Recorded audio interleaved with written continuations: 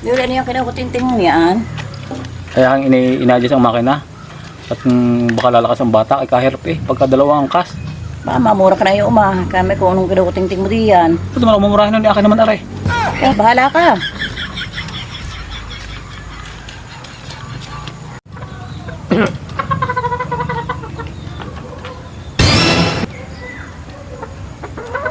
Ano gano'n na ginagawa mo niya? Baka yung masira. Ala, huwag niyo mapakalaman din eh. Lagi aray, masiray akin naman.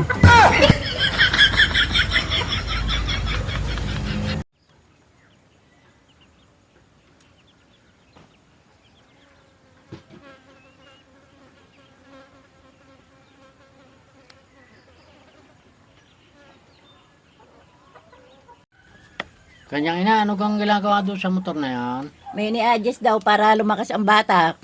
Ay baka mamaya masira. Hayaan mo na, di sabi kanya daw yun. Eh kanya nga, pagka nasira sa akin hihingi ng pagpagawa.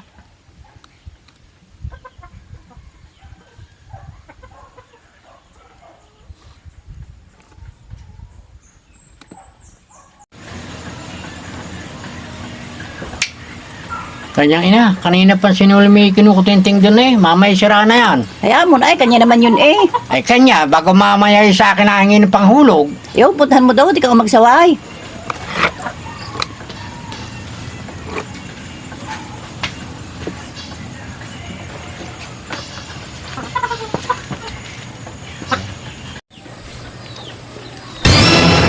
Ano gano'n Will na kinutinting mong yan? Kanina pa yan eh, masisira na yan. Paano ko man masisira? Ay, kanyang ina-adjust ang makina, tang bumilis-bilis ang batak. Eh gusto mo kang mabilis ang batak na yan? Oo, kaya ako nga ina-adjust eh. Eh siya, 2 buwan mong huwag hulugan, mabilis ang batak na yan. Tek na yan.